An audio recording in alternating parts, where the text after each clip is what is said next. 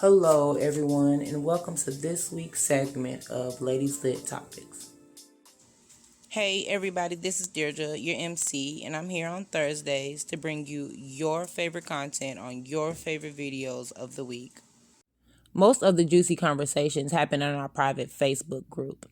If you are not currently a member, head on over and join our community. Sorry, fellas, this group is only for the ladies, but we will love your support as well.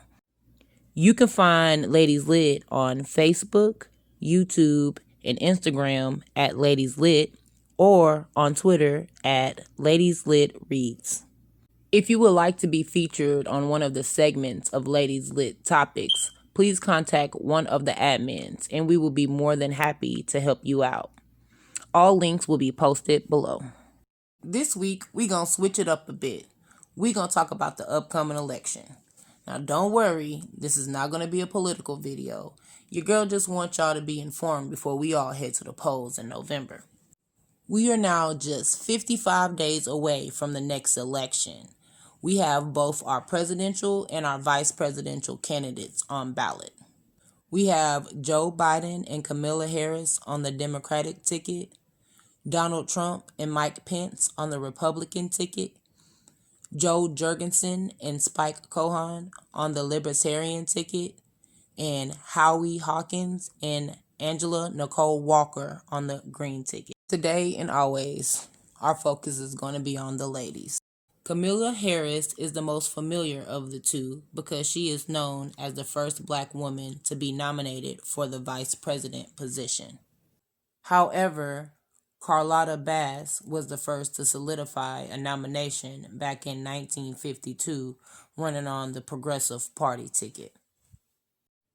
Kamala Harris is a 55-year-old senator from California who has held her spot since 2017. She stands on policing reform and cutting out the middle class. Her bid for presidency was cut short in the Democratic primaries because of her criminal justice record. The loss to now running mate was bittersweet, but them together carrying majority of the minority and liberal vote could mean smooth sailing come November. Her and Joe Biden's issue may now be in the past, but she has spoken out against the presidential candidate before, stating that he was against desegregation and he was opposed to busing in the 1970s. Now let's get to Angela Nicole Walker. She is a 46-year-old truck driver who has been associated with both the Green and the Socialist Party USA. Now, if you're like me and you're like, what parties? Don't worry. Again, your girl got you. Let me fill you in on a little bit of the backstories of each party. The Socialist Party USA, commonly known as the SPUSA, is a successor to the Socialist Party of America, now known as the Socialist Democrats of America.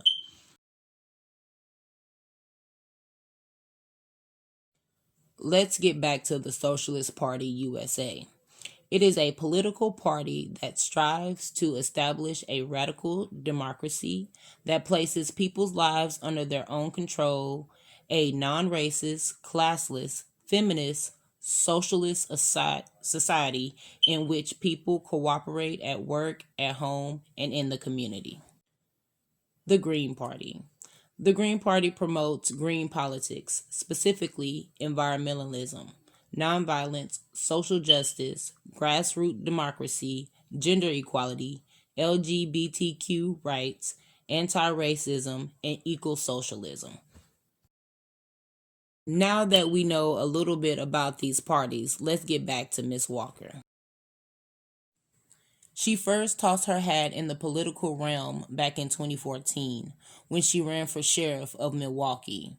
She based her campaign off of ending mass incarcerations, evictions, and anti immigration policing.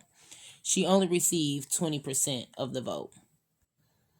Her next run was for Vice President of the United States.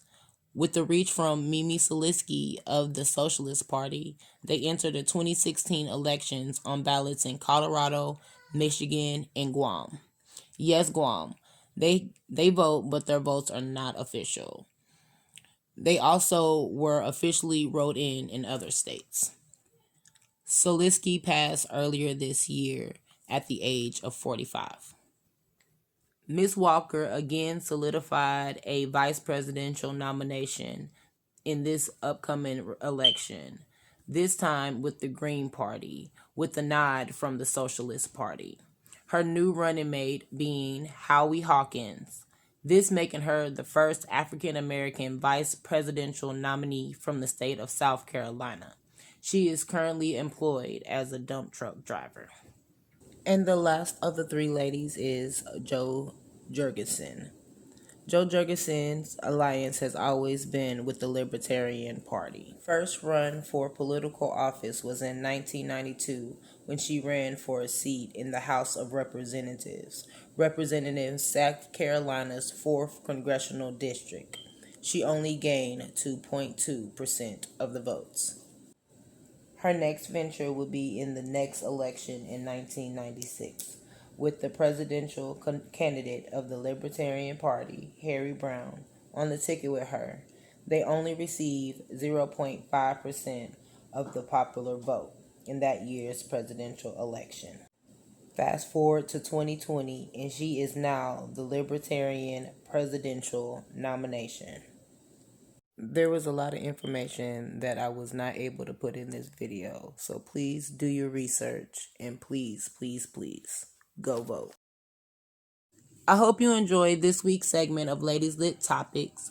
We'll be back soon with more content, so keep checking in. If you would like to get in contact with any of our admins, please check the links below. That's it for this week, ladies. Remember, a candle loses nothing by lighting another candle.